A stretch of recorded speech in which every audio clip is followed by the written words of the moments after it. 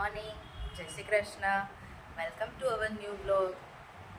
તો 11:30 થઈ ગયા છે, તો કામ બતાવીને ફ્રી થયા અને લંચ બનાવવાનું પણ સ્ટાર્ટ કરી દીધું છે. લંચમાં આજે બને છે લીલા ચણા, વટાણા અને તુવેર મિક્સ દાણાનું શાક. જે અહીંયા દાણા બફાય છે ત્યાં મારી મમ્મીએ વઘારાઈ કરી નાખ્યો. મમ્મી એટલા ઉતાવળા છે નહીં મમ્મી? જય શ્રી કૃષ્ણ. જય શ્રી કૃષ્ણ. બનાવવામાં આમાં છે ને લીલું લસણ, ડુંગળી અને લીલું લસણ વઘારમાં નાખ્યું છે અને ટમેટાની ગ્રેવી નાખવાની છે. એટલે અમારું શાક બની જશે હમણાં. શાક ને રોટલી. કાલે તો દાળ ભાત ને એવું બનાવ્યું હતું, એટલે હવે આજે કંઈ દાળ ભાત બનાવવાના નથી.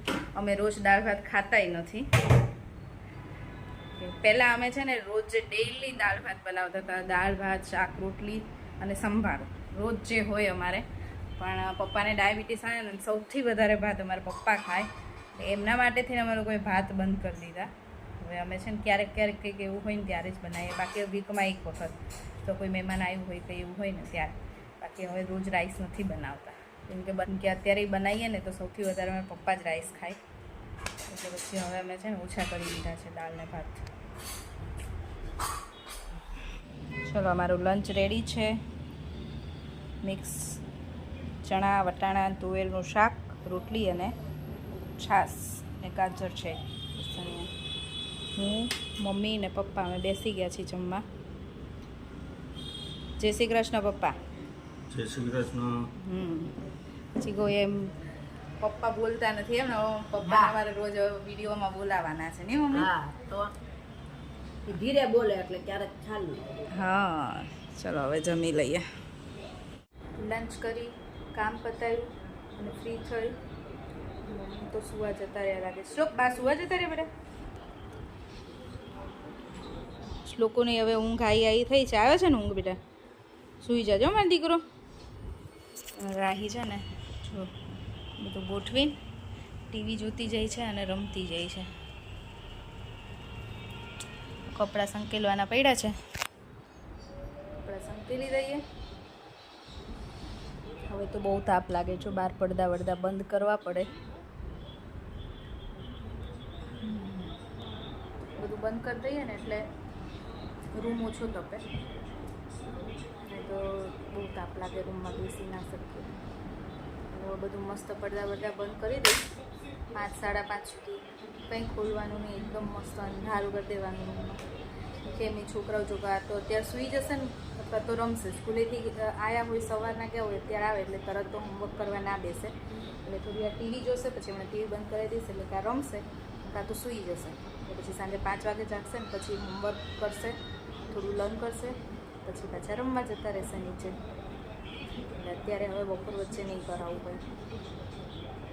અને હું ટાઈમ પાસ કરું, થોડી વાર મોબાઈલ જોઉં, થોડી વાર જો ક્યારેક ટીવી જોઉં, ક્યારેક મોબાઈલ જોઉં. સાંજના 6 વાગે બે કેવા સૂતા છે, બેને જગાડવા આવી છું. આગળના રૂમમાં હોય ને તો નકરું ટીવી જોયે રાખે, એટલે જ અંદર લાવી દીધા હતા તો બે સૂઈ ગયા.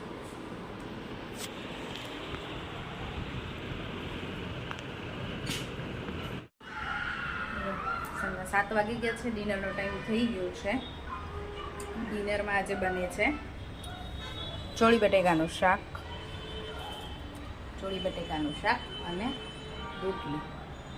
ચોળીનું શાક કેયુરને બહુ ભાવે એટલે અમે રાત્રે જ બનાવીએ.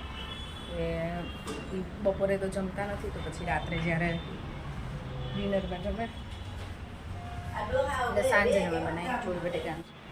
ચોળીનું શાક ભાવે બહુ, પણ ફૂલતા બહુ જ વાર લાગે. તો મમ્મીએ ફોલી દીધી હતી સવારે, એટલે અત્યારે સીધું ડાયરેક્ટ શાક જ બનાવવાનું છે.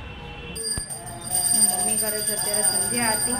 તમને સંધ્યા આરતીના દર્શન કરાવી.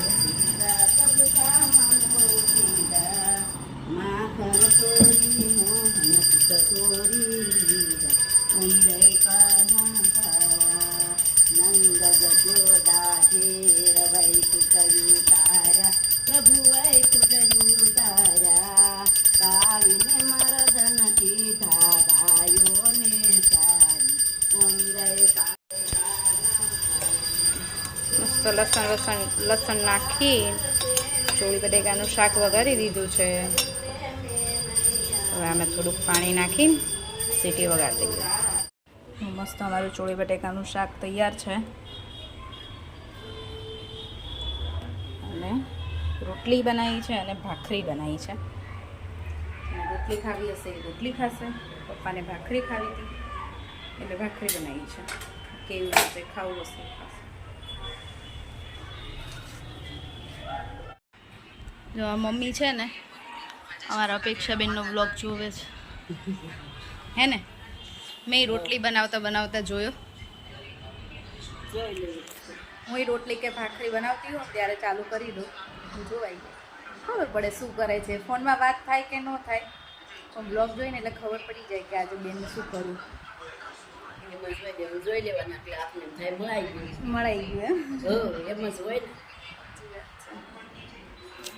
શું કહેતા હતા મમ્મી? હવે ગરમી થાય છે એમ ને? હવે આ સાડી ન પહેરતા, હવે ડ્રેસ પહેરું કોટનના.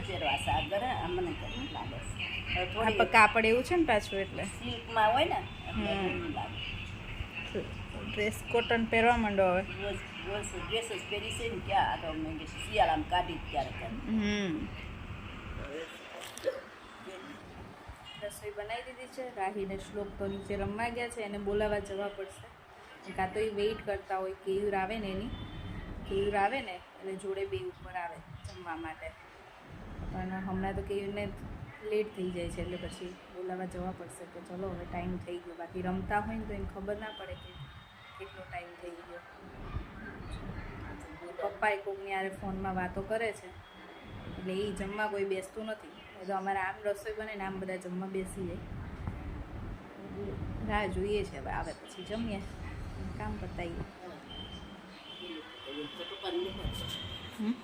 પપ્પાને કોકનો ફોન ચાલુ છે, ફોન પતે પછી બેસે.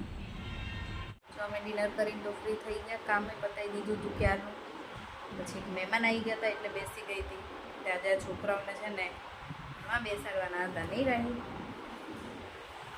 ચલો જો લઈને તો આવી છું રૂમમાં. હવે બેસે એટલી વાર હાચું. હાલો આ બુક્સ મારે નથી કરવાની, તમારે કરવાની. જઈ જાઓ ચલો. ચાલો ઇંગ્લિશની છે ઇંગ્લિશના MCQ કરવાના છે આજે. એમસીક્યુ સાથે તું છે ને મારી ડિફાઇનની બી લઈ ઓકે ચલો. તો બેટા ઇંગ્લિશ લઈ લો.